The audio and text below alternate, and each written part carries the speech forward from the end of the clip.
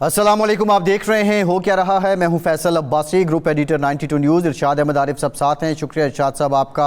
27 साल के बाद पाकिस्तान बहुत बड़े फोरम शंघाई ताउन तंजीम का मेज़बान बन रहा है।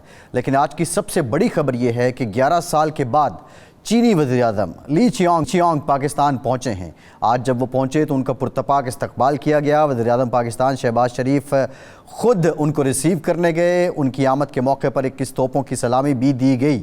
रेड कारपेट उनके लिए बिछाया गया। उसके बाद जो उनकी मसरूफियात हैं उसका सिलसिला जारी है। और इस मौके पे चीनी वज़ीर-ए-आज़म ने यह भी कहा है कि सी पैक पर बामी ताउन की नई राहें दरियाफ्त करेंगे। अब से कुछ देर पहले होने वाली तकरीब में जो मुफाहमत की यादाश्तें हैं वो भी एक दूसरे के साथ एक्सचेंज की गई हैं। ये दौरा इंतहाई अहम है। इस मौके पे चीनी वज़ीर-ए-आज़म की army chief general Syed Asim Munir से भी मुलाकात हुई और बहुत गर्मजोशी के साथ उन्होंने मुसाफिया किया है। पाकिस्तान के लिए यकीनी तौर पे ये दौरा कलीदी हैसियत रखता है। पाकिस्तान के चीन के साथ जो स्ट्रेटिजिक ताल्लुकात हैं उसको फ़रोग़ देने के लिए, मज़ीद परवान चढ़ाने के लिए। जो गवादर का एयरपोर्ट है उसकी भी आज सॉफ्ट लॉन्चिंग की गई है। उसकी तकमील का जो बाज़ाब्ता तौर पे इनाग्रेशन है, इफ्तिताह है, वो कर दिया गया है। बहुत सी तवक्कुआत हैं पाकिस्तान को चीनी वज़ीर-ए-आज़म की जो आमद है उससे, और उसके साथ साथ जो शंघाई ताउन तंजीम का कल से आगाज़ हो रहा है। यहाँ पे जो भारतीय वज़ीर ख़ारजा हैं वो भी तशरीफ़ ला रहे हैं। 7 दीगर ममालिक के वज़ीर-ए-आज़म आ रहे हैं। ईरान के नायब सदर आ रहे हैं। पाकिस्तान के लिए यकीनी तौर पे ये तारीख़ी मौका है। इसके असरात क्या होंगे, ये बुनियादी सवाल है। आज के प्रोग्राम में इस पर बात करेंगे। दूसरी जानिब पाकिस्तान के जो सियासी माहौल है, पार्लियामान की खुसूसी कमेटी और आइनी तरमीम से मुताल्लिक़ वहाँ भी बातचीत हुई है। ये सब भी आज के प्रोग्राम का हिस्सा है। और एक और भी बात है कि शुगर मिल एसोसिएशन ने गवर्नर स्टेट बैंक को ख़त लिखा है कि कर्ज़ों की अदायगी में तौसीक़ की जाए 31 दिसंबर 2024 तक। इनके मुतालबात क्या हैं, आज के प्रोग्राम का ये भी हिस्सा है। खुर्रम दस्तगीर साहब, पाकिस्तान के जाने माने सियासतदान, मुस्लिम लीग नून के सीनियर रहनुमा, साबिक वफाकी वज़ीर, हमें प्रोग्राम में ज्वाइन कर रहे हैं। बहुत शुक्रिया खुर्रम साहब आपका। आपसे गुफ्तगू करेंगे। इरशाद साहब, बहुत कुछ हो रहा है पाकिस्तान के लिए, ये बहुत नेक शगुन है। बड़े अच्छे विजुअल्स हम देख रहे हैं। इसके असरात क्या होंगे? And most important question, Pakistan diplomatic level पे चीन के साथ बढ़ती हुई शराकतदारी और कुर्बतें अब इनको बैलेंस कैसे करेगा? देखिए, ये शंघाई ताउन कॉन्फ्रेंस पे तो हम बाद में बात करेंगे, वो कल से शुरू होगी तो उस वक्त होगी। इस वक्त हमारे लिए इम्पॉर्टेंट जो है वो चाइनीज़ प्राइम मिनिस्टर का पाकिस्तान आना है, मुफाहमत की यादाश्तों पर दस्तखत करना है, ग्वादर एयरपोर्ट की सॉफ्ट लॉन्चिंग है या कंप्लीशन है। ये इम्पॉर्टेंट चीज़ें हैं। चीन एक ऐसा मुल्क है दुनिया में और उन मुल्कों में शामिल है जहाँ काम पर तवज्जो दी जाती है, बड़े कारनामे अंजाम देने वाला मुल्क है। मुझे याद है कि जब 62, 52, 53 में 56 में रूस और चीन के ताल्लुकात ख़राब हुए, 55 या 56 के बाद 55 है, तो और उन्होंने अपने इंजीनियर, अपने जो माहिरीन थे, साइंटिस्ट थे और अहम लोग जो चीन में काम कर रहे थे वो सारे बुला लिए रूस ने कि ये इस तरह ही इनकी तरक्की रुक जाएगी। तो चेयरमैन माओ ने एक इजलास बुलाया और उन्होंने कहा कि अगले 10 साल में हम 10 बड़े मंसूबे मुकम्मल करेंगे। उसमें एक न्यूक्लियर प्रोग्राम का मंसूबा था, एक बहुत बड़े डैम का मंसूबा था, एक ग्रेट पीपल्स हॉल की तामीर थी और इसी तरह के 10 मंसूबे। और वो मंसूबे कोई 6 साल में मुकम्मल हुआ, कोई 5 साल में मुकम्मल हुआ, और जो सबसे ज़्यादा ताख़ीर जिस काम में हुई वो था न्यूक्लियर का, लेकिन वो भी 10 साल में मुकम्मल हो गया। चीन मुस्तहकम हो गया, बुनियाद डाल दी, भी बन गया, न्यूक्लियर पावर भी बन गया, डैम भी बन गए और दूसरे मंसूबे भी 10 के 10 मंसूबे वक्त के अंदर मुकम्मल हुए। हमें वो यही कहते हैं कि जनाब आपके यहाँ जो प्रोसेस है और कैपेसिटी का इशू है, ये हमने चीन से असल सीखना है कि वक्त की क्या कदर व कीमत होती है। पूरी दुनिया में जो अफरादी कुव्वत है या आबादी का इजाफ़ा जो है वो एक बोझ है। चीन ने उस अफरादी कुव्वत के इजाफ़े को इस्तेमाल किया तरक्की के लिए, खुशहाली के लिए। एग्जैक्टली। اب دیکھنا یہ ہے، اور یہ ہمارے لیے بہت بڑا چیلنج ہے، ایک آزمائش ہے کہ چین کے وزیر اعظم آ گئے، معاہدوں پر دستخط ہو گئے، کیا ہم آئی پی پیز جو چائنیز آئی پی پیز ہیں اس کے حوالے سے کیا مراحت حاصل کرتے ہیں، ہمارے جو آئی پی پیز کوئلے پر چل رہی ہیں ان کو ہم لوکل کوئلے پر کس طرح کنورٹ کرتے ہیں، ہمیں گوادر کے حوالے سے جو چیلنجز ہیں ان کا ہم کس طرح سامنا کرتے ہیں، کیونکہ ہمارے دوست اور ہمسائے ممالک کی طرف سے بھی ایک مسائل ہیں اور انٹرنیشنل بھی ہے، اور یہ شنگھائی تعاون کانفرنس جو ہے یہ بہرحال امریکہ کے لیے کوئی خوشگوار واقعہ نہیں ہے، جی ایگزیکٹلی، وہ بھی ایک دباؤ ہے جو ہمیں اس کا مقابلہ کرنا ہے۔ الیکشن دیکھتے ہیں اس انٹرول کا کتنا فائدہ ہم اٹھاتے ہیں، ان چیزوں کا ہم فائدہ کہاں تک اٹھاتے ہیں۔ خرم صاحب سے جان لیتے ہیں۔ خرم صاحب 10-11 سال کے بعد چینی وزیر اعظم پاکستان آئے ہیں اور بنیادی طور پہ بہت اچھے لمحات ہیں، لیکن ہم بات گھر کی کریں گے۔ چین کو پاکستان سے یہ تحفظات تھے کہ ہمارا جو بیوروکریٹک سسٹم ہے وہ بہت بڑی ایک ڈیلے مشین ہے۔ کیا پاکستان نے پچھلے 1 سال میں یہ تحفظات دور کر دیے ہیں؟ کیا پاکستان کا جو نظام ہے بیوروکریسی کا یا معاملات چلانے کا وہ بہتر ہو گیا ہے؟ یہ جو چینی وزیر اعظم کے دوروں میں جو ایک فاصلہ ہے وہ اسی چیز کا فاصلہ ہے، کیونکہ ہم نے 2015 میں جب الحمدللہ سی پیک سائن ہوا اپریل میں، اس کے بعد تو محمد نواز شریف کی وزارت عظمیٰ میں پاکستان نے یہ ثابت کیا کہ یہی جو بیوروکریٹک نظام ہے اس میں سے اگر حکومت جو ہے وہ پرعزم ہو تو وہ سارے کام کر سکتی ہے، اور ان 3 سالوں میں 15 سے 18 تک ایک بہت بڑی پیش رفت ہوئی سی پیک میں، چاہے وہ انفراسٹرکچر کے پروجیکٹس تھے، چاہے وہ انرجی کے پروجیکٹس تھے، دوسری جو ہمارے کچھ اسٹریٹجک ایشوز تھے، ان سب پہ بہت بڑی پیش رفت ہوئی۔ میں صرف 1-2 کا ذکر کر دوں گا کہ جو K3 K4 کے نیوکلیئر پلانٹس تھے انرجی کے، الحمدللہ ان کا آغاز ہوا اور وہ اب دونوں جو ہیں وہ چل رہے ہیں، لیکن بیچ میں پھر پاکستان کے اندر جو سیاسی عدم استحکام ہے، اصل میں تو چین کے لیے سب سے بڑا جو عدم تحفظ ہے وہ ان کو یہ محسوس ہوا ہے کہ پاکستان کے اندر جو پولیٹیکل ایک ہمیشہ ڈسرپشن رہتی ہے، جس کی وجہ سے حکومتوں کی پالیسیاں جو ہیں ان میں خلل آ جاتا ہے، اور وہ سی پیک جو 2015 سے 18 تک بڑی تیزی سے آگے بڑھا تھا، پھر 18 سے 22 تک جو ہے وہ تقریباً بند ہو گیا، اس کے سارے پروجیکٹس جو تھے وہ بیک برنر پہ چلے گئے، پھر 22 میں وہ دوبارہ آغاز کیا گیا، اور دوبارہ 1 سال جو ہے وہ پوری کوشش تھے، جو توانائی کے سارے پروجیکٹس تھے انہیں مکمل کیا ہم نے۔ اب دوبارہ جو ہے اس حکومت کے ساتھ شہباز شریف صاحب کی موجودگی میں چین کو یہ ایک امید پیدا ہوئی ہے کہ وہ جو سی پیک کا تعاون تھا اس میں بھی جو پروجیکٹس ابھی پینڈنگ ہے وہ مکمل ہوں گے، اور جو نئے ہیں ان کی طرف بھی پیش رفت ہوگی۔ تو اصل میں تو چین یہی ہمیں کاؤنسل کرتا ہے ہمیشہ جب بھی ان سے بات ہوتی ہے کہ بھی آپ اپنا جو انٹرنل نظام ہے اس میں بہتری لے کر آئیں، تاکہ آپ کی جو معیشت ہے اس کے اندر وہ استحکام ہو، اور اس کے ساتھ نہ صرف چین بلکہ چین کے آنے سے ہمیں تو اس وقت سی پیک سے یہ توقع تھی 2015 میں جب سائن ہوا کہ اس کی وجہ سے پوری دنیا سے اور مزید انویسٹمنٹ جو ہے وہ پاکستان کے اندر آئی تھی، لیکن وہ ساری انویسٹمنٹ جو تھی جو کہ میں کہوں گا کہ اس وقت 2016 کے اختتام میں اور 17 کے آغاز میں ایک بہت ہی زیادہ مثبت سینٹیمنٹ تھا پوری دنیا میں پاکستان کی معیشت کے بارے میں، وہ پھر جو ہے وہ نواز شریف کی ڈسکوالیفیکیشن کی وجہ سے وہ سارا سینٹیمنٹ ہوا ہو گیا، اور ابھی تک سچ یہ ہے کہ ہم اس کو پوری طرح ریکور نہیں کر پائے۔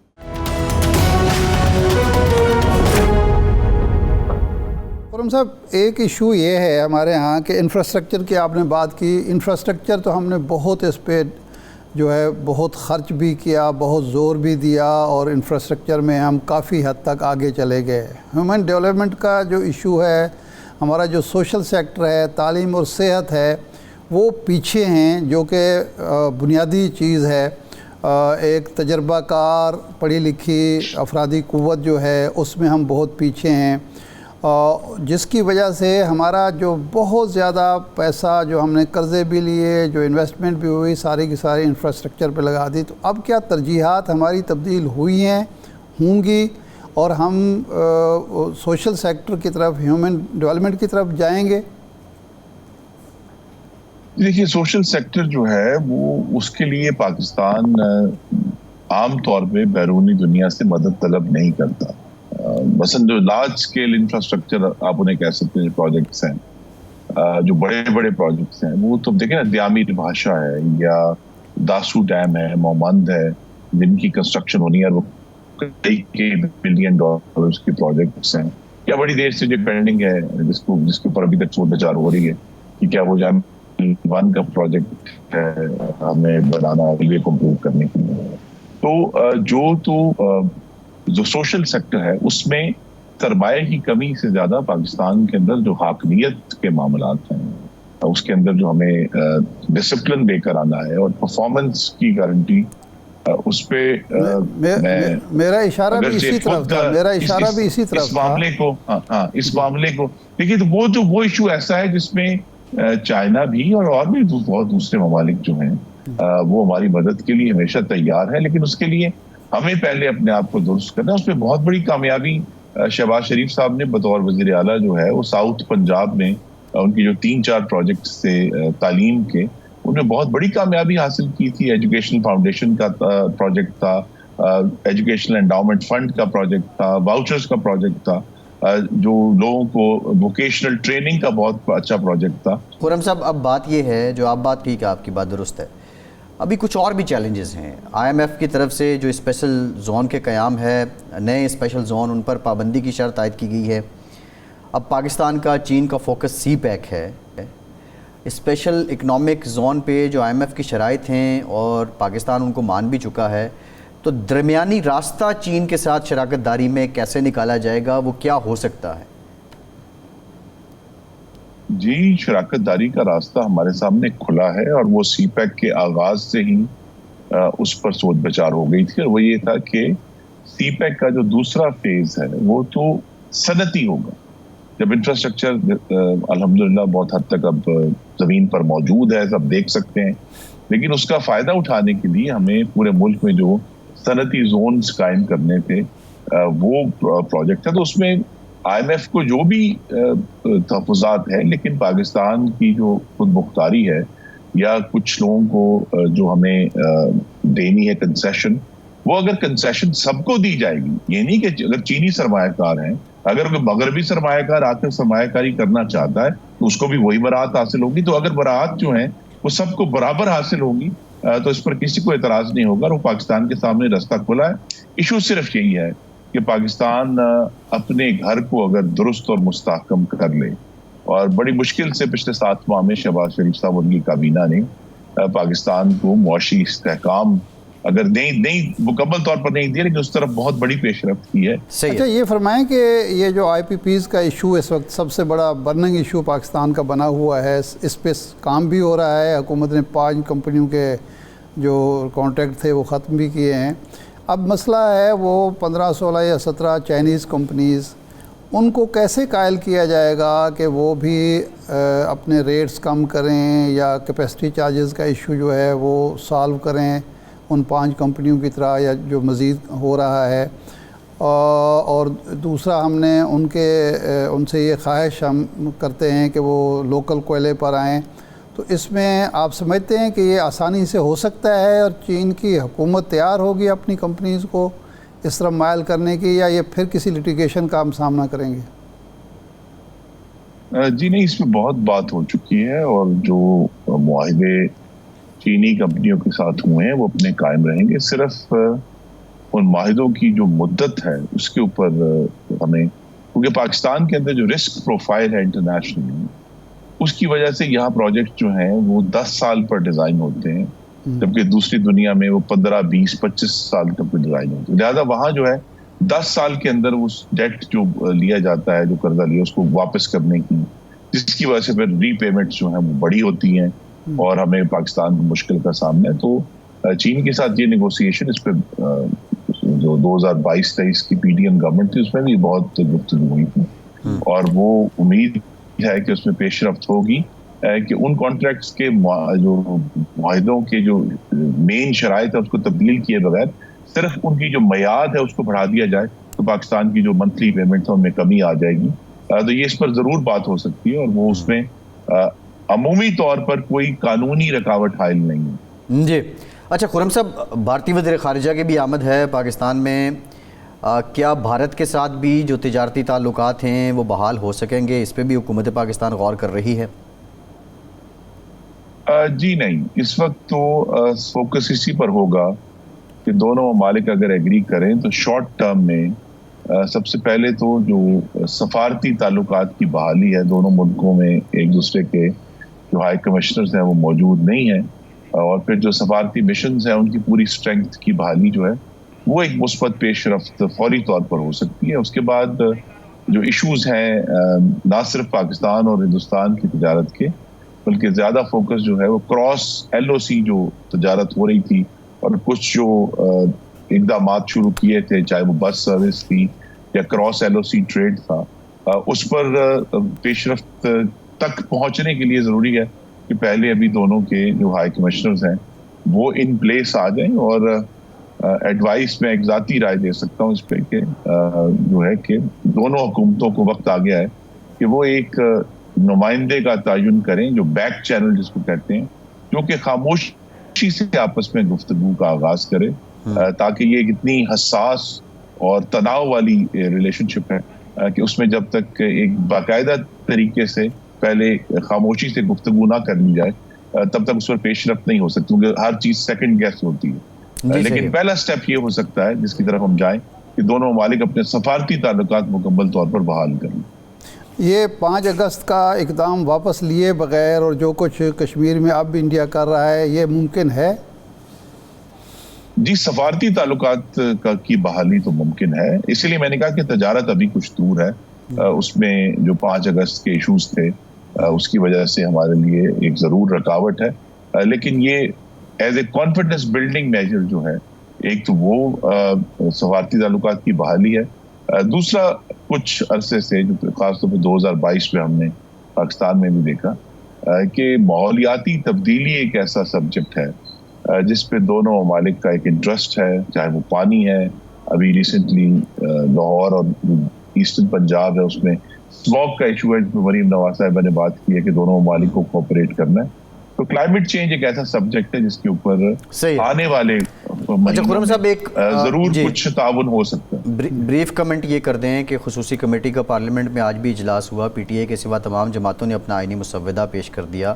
اکثریتی جماعتیں آئینی عدالت کے خلاف ہیں. نواز شریف صاحب اور بلاول صاحب کی ملاقاتیں بھی پچھلے چند دنوں میں پے در پے ہو رہی ہیں. تو اس صورتحال میں حکومت کنسنسس کو اپنائے گی؟ اگر وہ نہیں ہوتا تو اس کے باوجود 25 اکتوبر سے پہلے آپ اٹیمپٹ کریں گے؟ اور نواز شریف صاحب کیا سب اس عمل کی خود رہنمائی کر رہے ہیں؟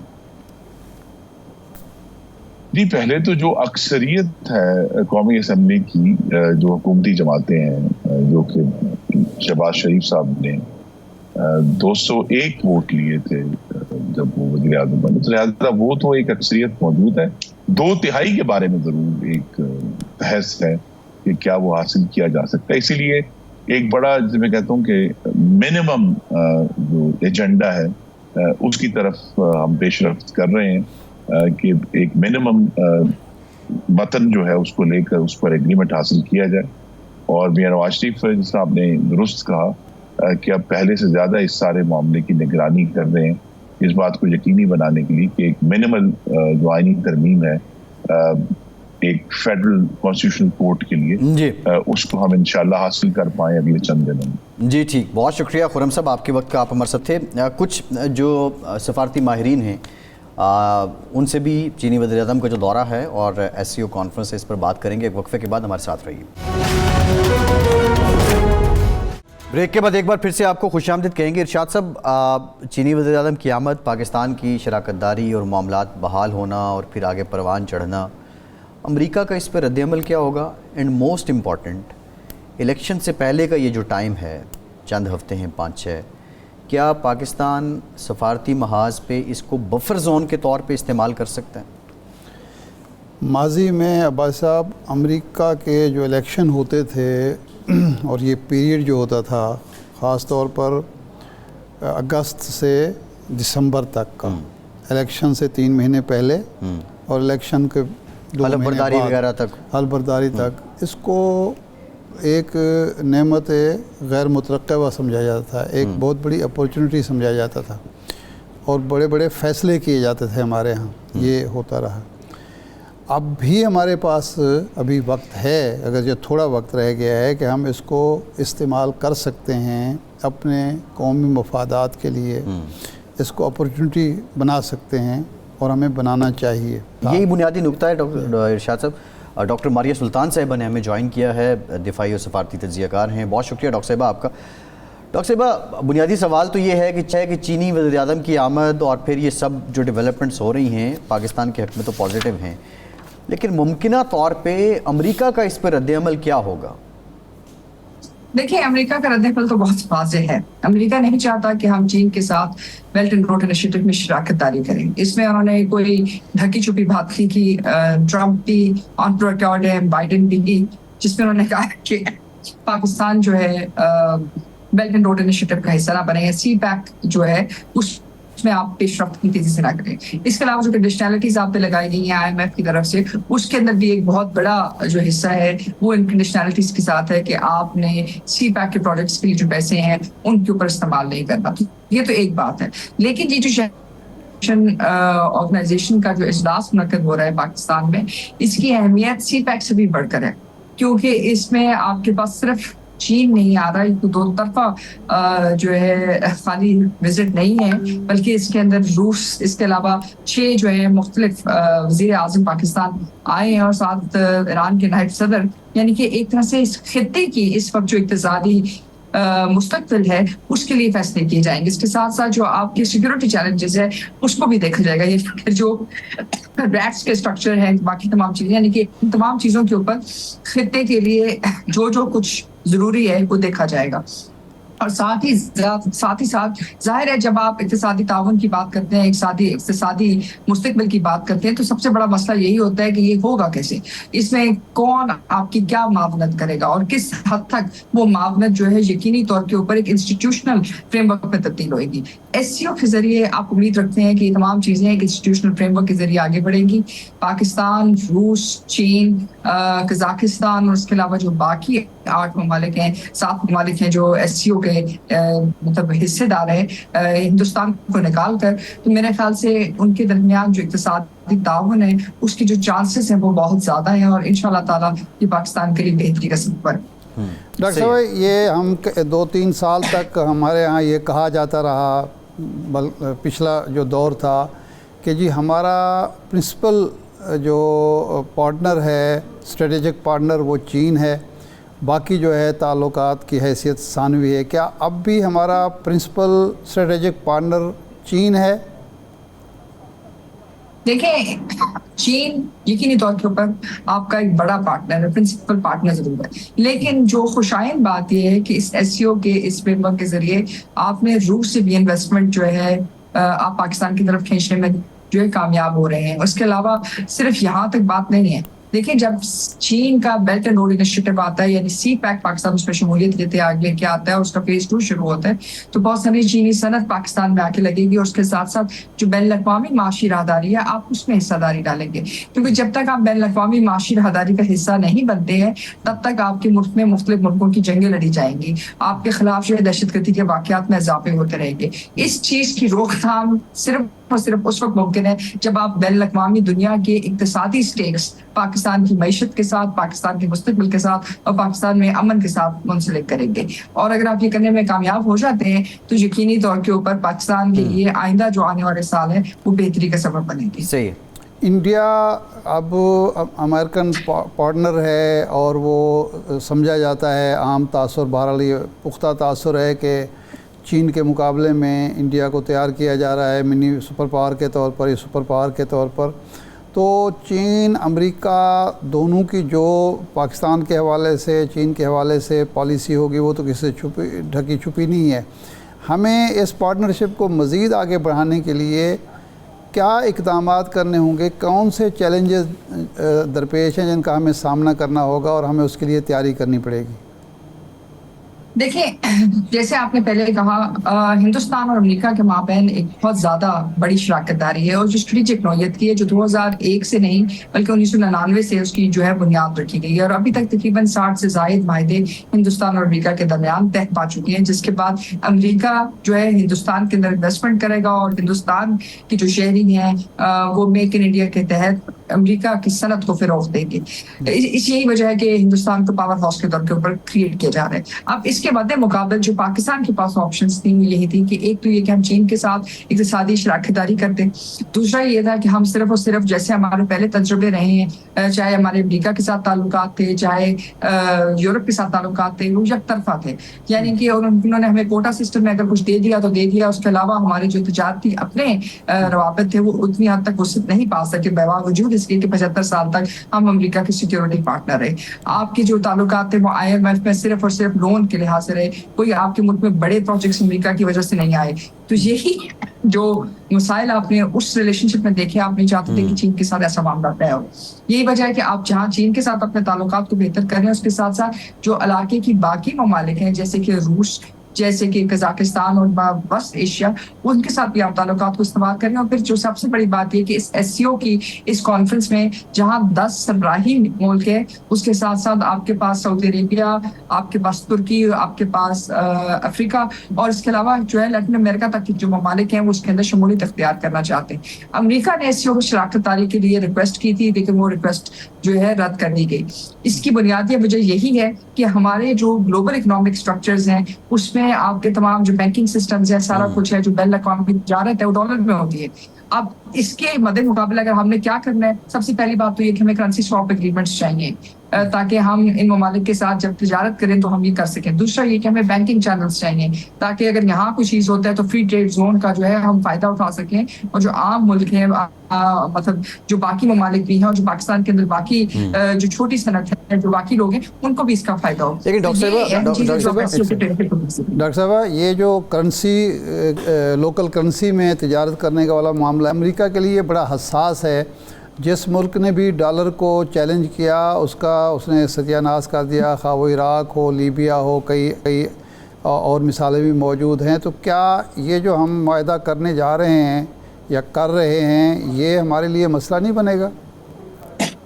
دیکھیں معاہدہ تو بہت پہلے ہو چکا ہے، مسئلہ معاہدے کا نہیں ہے۔ پاکستان جو ہے، پاکستان میں آپ بین الاقوامی تجارت یون میں کر سکتی ہیں، آپ روس کے ساتھ بائی لیٹرل میکنزم ضرور اسٹیبلش کریں، لیکن ظاہر ہے جب آپ یہ ایگریمنٹس کرتے ہیں، معاہدے کرتے ہیں، تو یہ معاہدے خود بخود تو آپ کے لیے کوئی چیز نہیں بناتے ہیں۔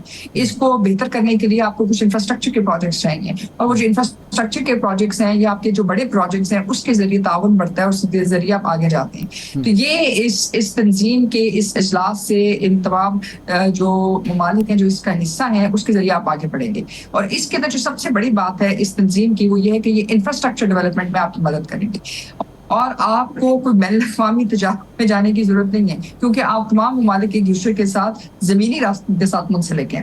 تو یہ ایک اہمیت کا حامل ہے، اور اگر آپ کی انفراسٹرکچرز بن جاتے ہیں، آپ کی روڈ ریلوے لنکس بن جاتے ہیں، آپ کی IT کے کمیونیکیشن لنکس بن جاتے ہیں، تو آپ سوچیں کہ آپ کے پاس تقریباً 4 بلین لوگوں سے بڑی جو ہے ایک مارکیٹ آپ کے پاس ہے، جہاں آپ کو بین الاقوامی سمندر میں جانے کی ضرورت نہیں ہے، جہاں آپ کا ٹوٹل زمینی راستہ 2500 کلومیٹر یا اس سے بھی کم ہے، اور کچھ جگہوں کے اوپر شاید 3000 یا 3300 ہے۔ تو ایسی صورتحال میں آپ سوچ سکتے ہیں کہ آپ کے لیے کتنا بڑا ایک تجارتی مرکز کھل سکتا ہے، اور ایک آپ کی بہت ساری جو چیزیں ہیں جہاں دونوں ممالک کے لیے یعنی وسط ایشیا کے لیے آپ سمندر کا راستہ لے کے آئیں گے، اور جو افریقہ اور جو باقی ممالک ہیں ان کے لیے رسائی چین تک، اور چین کے لیے رسائی بین الاقوامی دنیا تک، اور اس کے ساتھ ساتھ آپ کی جو اپنی صنعت ہے اس کے لیے دونوں طرف کے راستے یعنی سمندری معاشی راہداری بھی آپ کے لیے کھل جائے گی اور زمینی راہداری بھی۔ اور یہ صرف اسی وقت ممکن ہے اگر آپ کے انفراسٹرکچر ڈیولپمنٹ پروجیکٹس کمپلیٹ ہو، آپ کی توانائی کی ضرورت پوری ہو۔ جی ٹھیک، بہت شکریہ ڈاکٹر ماریہ سلطان صاحبہ، آپ ہمارے ساتھ۔ ایک بریک کے بعد واپس آتے ہیں۔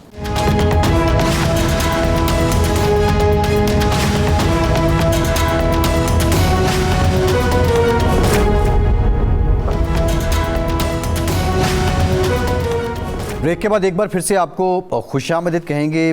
پاکستان میں جو چینی کی صنعت ہے اور پاکستان شوگر ملز ایسوسی ایشن اس کی نمائندہ ہے، انہوں نے گورنر اسٹیٹ بینک کو خط لکھا ہے جس میں قرضوں کی ادائیگی 31 دسمبر 2024 تک بڑھائی جائے۔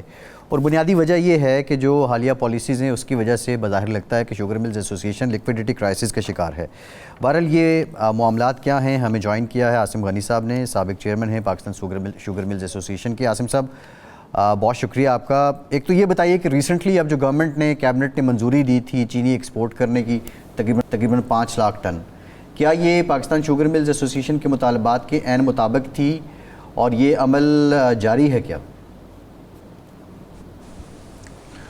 دیکھیں میں یہ سمجھتا ہوں کہ یہ ایکسپیکٹیشن کی لائن میں تو نہیں ہے, because Pakistan sugar mill was expecting a little higher number, اور ہم یہ سوچ رہے تھے کہ ہمیں کم سے کم گورنمنٹ 1 ملین ٹن کی جو ہے نا پرمیشن دے گی. لیکن فرسٹ فیز میں اگر پہلے اس ٹرانزیشن کو دیکھا جائے تو اگر 5 لاکھ ٹن کی دی ہے تو ایک مثبت رجحان ہے. پہلے یہ ہوتا تھا کہ انفارچونیٹلی پاس میں تو ہمیں کوئی قسم کی پرمیشن کی کافی مشکلات ہو رہی تھیں, اور آپ کو پتہ ہے مشکلات ہونے کی 3-4 وجوہات ہیں, وہ میں ضرور بتانا چاہوں گا. انفارچونیٹلی آپ نے دیکھا ہوگا کہ ہمارے پاس تھوڑی بہت ہماری انڈسٹری کے اندر پولیٹیکل ایفیلیشن ہے, اور وہ پولیٹیکل ایفیلیشن کی وجہ سے جو لوگ جس پولیٹیکل ایفیلیشن کا رابطہ جن کا نہیں ہے ان کو بہت زیادہ تکلیف اور پریشانی رہتی ہے. ٹائم ٹو ٹائم آپ کو ایک اور بات بھی بتاتا چلوں کہ ٹائم ٹو ٹائم جتنے بھی نمبرز ہم نے پرووائڈ کیے آج تک, آپ کی ایف بی آر کا ڈیٹا جو ہے وہ ٹریک اینڈ ٹریس, یہ سب ہم نے انیشیٹیوز لیے, اور اس کے بعد اب گورنمنٹ نے آ کے کوئی انیشیٹو لیا ہے. انفارچونیٹلی پہلے تو پاس میں بیوروکریسی کی طرف سے بھی کوئی سپورٹ نہیں ملتی تھی, لیکن اب کیونکہ ہم سیزن کے اتنا قریب آ چکے ہیں اور اتنا اینڈ کی طرف آ چکے ہیں کہ اب ان کو یہ ریئلائزیشن اس بات کی ہونے لگی ہے کہ جو پاکستان شوگر مل ایسوسی ایشن کا جو ڈیٹا ہے وہ 100% ایکیوریٹ ہے, اور جو انہوں نے ڈیٹا پرووائڈ کیا ہے وہ ڈیٹا بہت ہی زیادہ ایکیوریٹ ہے, اور اس کی وجہ پہ اسی وجہ سے یہ مثبت ایک عمل ہوا ہے. اور آپ ایک اور بات یہ دیکھیں کہ اگر پاکستان شوگر مل ایسوسی ایشن کو سپورٹ کی جائے تو آئندہ آنے والے سالوں کے اندر شوگر ایک ایکسپورٹ, بیکاز ہمارے پاس پاکستان میں سرپلس ہوتی ہے چینی کی, اور ہم زیادہ سے زیادہ مقدار میں چینی کو ایکسپورٹ کر سکتے ہیں, تو آپ کو فورن ایکسچینج کی مد میں ہم کافی پیسے لا سکتے ہیں. اینڈ ناٹ اونلی دیٹ, اس کے ساتھ ساتھ دیکھیں ایک دو اور چیزیں ہیں جو وجوہات ہیں میں سمجھتا ہوں جو بڑی مشکلات ہیں ہماری انڈسٹری کے لیے, کہ ہماری انڈسٹری ایک طرف تو ریگولیٹ ہے اور دوسری طرف ڈی ریگولیٹ ہے. آپ گنے کا پرائس نوٹیفائی کرتے ہیں اور چینی کے پرائس میں ہمیں کوئی سپورٹ نہیں مل رہی ہے. آپ کو سبسڈی دینی پڑتی ہے, پریویسلی پاس میں آپ کو دینی پڑی ہے, اس سال آپ کو کوئی سبسڈی نہیں دینی پڑی, بیکاز ہم انٹرنیشنل مارکیٹ کے ساتھ قدم بہ قدم چل رہے ہیں, اور آج کی تاریخ میں پاکستان میں دنیا کی سب سے سستی ترین چینی اویلیبل ہے. پہلے آپ نے پاس میں دیکھا کہ ہم پہلے پاس میں آتے تھے, گورنمنٹ ٹائملی ڈیسیژن نہیں لیتی تھی, اور پھر شوگر انڈسٹری آپ سے جو انڈسٹری ہے وہ سبسڈی کی ڈیمانڈ کرتی تھی. لیکن اب الحمدللہ ایسی کوئی ڈیمانڈ نہیں ہے, بیکاز اس کی ریزن یہ ہے کہ ہم لیول پلینگ ہیں, اور آج پوری دنیا کے اندر مجھے بولتے بڑی خوشی محسوس ہوتی ہے, لیکن تھوڑا افسوس بھی ہے وہ اس بات کا ہے کہ ہمیں اس بات کی اپرچونٹی نہیں ملتی. پوری دنیا میں سب سے سستی چینی پاکستان میں ہے. آپ نے ایک اور بات بھی دیکھی کہ پاکستان میں جو چینی ہماری پاس میں اسمگل ہوتی رہی ہے اور جو جاتی رہی ہے, اس کا بھی ہم نے گورنمنٹ اداروں کو بتایا, پرائم منسٹر صاحب کو بتایا اور دوسرے اداروں کو بتایا, اور اس کے بعد ایک بڑا مثبت عمل ہوا, اور کافی حد تک اس اسمگلنگ کو روکنے میں گورنمنٹ کامیاب ہوئی الحمدللہ. اور اب میں کہہ سکتا ہوں کہ 100% کوئی اسمگلنگ نہیں ہوتی, لیکن شوگر انڈسٹری کا مقصد, اس کا بتانے کا مقصد یہ تھا کہ جی پلیز عاصم صاحب یہ فرمائیں کہ یہ 5 ملین جب آپ کی ہو جاتی ہے ایکسپورٹ, تو یہ مددگار ہوگی کہ آپ کرشنگ وقت پر شروع کر سکیں گے, یا وہ بھی مسئلہ جس طرح پچھلے سال اس سے پہلے ہوتا رہا ہے وہ پھر درپیش ہوگا آپ کو؟ نہیں دیکھیں, شوگر مل ایسوسی ایشن سے گورنمنٹ کی جب میٹنگ ہوئی تھی جس میں ہمارے منسٹر انڈسٹریز رانا صاحب تھے, رانا تنویر صاحب, ان کے ساتھ شوگر ایڈوائزری بورڈ میں جب میٹنگ ہوئی تو اس میں اس طریقے کی پیش رفت ہوئی تھی کہ ہم انیشیلی آپ کو, بیکاز آپ کے نمبرز بالکل ٹھیک ہیں, اب انہوں نے سارے نمبر اوتھینٹیکیٹ کر لیے ہیں, اور ٹائم ٹو ٹائم جو ان کو نمبرز ملتے تھے اب الحمدللہ وہ 100% سیٹسفیکشن ہو گئی ہے ان کو. اب انہوں نے اس بات کا مطالبہ ہم سے ضرور رکھا تھا کہ آپ شوگر ملز کو جو ہے 21 نومبر تک سٹارٹ کریں گے اگر آپ کو پرمیشن ملتی ہے. تو ہم نے اس کا ایک مطالبہ ہماری طرف سے یہ تھا کہ ہم 5 لاکھ کی آپ کی پرمیشن دے رہے ہیں, اور انہوں نے یہ کہا تھا کہ ہم 1 نومبر کو ریویو کریں گے ان نمبرز کو, اور اگرچہ یہ نمبرز ایز پر ایکسپیکٹیشن جو آپ نے بتائے ہیں اس حساب سے اگر کنزمپشن رہتی ہے تو ہم آپ کو 1 نومبر کو اور ریویو کرنے کے بعد آپ کو فردر پرمیشن دیں گے, اور جیسے ہی ہمیں فردر پرمیشن ملے گی جو کہ ان کا کمٹمنٹ ہے انشاءاللہ, تو ملے بالکل مثبت رجحان ہوگا اور ملے بالکل ٹائملی چلیں گی, اور اس میں کوئی درپیش مسائل نہیں ہونے چاہیے. اور انشاءاللہ جیسے جیسے یہ پیمنٹ ہمیں آتی رہے گی, جیسے جیسے ہماری ایکسپورٹ ہوتی رہے گی, ویسے ویسے جو ہمارے زمیندار بھائی ہیں جو کہ آپ کو پتہ ہے کہ ان کے لیے بڑی مشکلات ہیں, جیسے ہماری انڈسٹری کے لیے مشکلات ہیں, آپ نے دیکھا جس میں آپ نے اسٹیٹ بینک کا بھی حوالہ دیا, جس میں ہم نے ریکویسٹ ڈالی ہے اسٹیٹ بینک کو بھی, اور گورنر صاحب کو بھی لکھا ہے کہ ہمیں سپورٹ کیا جائے بیکاز ہمارے پر لیکویڈیٹی کرنچ ہے. عاصم صاحب یہ بتائیں کہ اسٹیٹ بینک نے آپ کو کچھ جواب دیا ہے کہ واقعی وہ آپ کے 31 دسمبر تک لے جائیں گے آپ کی جو ادائیگی ہیں؟ देखें अभी तक स्टेट बैंक की तरफ से हमें कोई जवाब नहीं आया as far as I know. अगर इस लम्हे तक तो मुझे मालूम है कि नहीं आया था, लेकिन उसके बाद अगर कोई आ गया हो विद इन आफ्टरनून, कोई किसी वक्त आ गया हो तो अलग बात है। लेकिन गवर्नमेंट की तरफ से अभी तक हमें स्टेट बैंक की तरफ से कोई इस तरीके की प्रॉपर एक्नॉलेजमेंट नहीं आई है।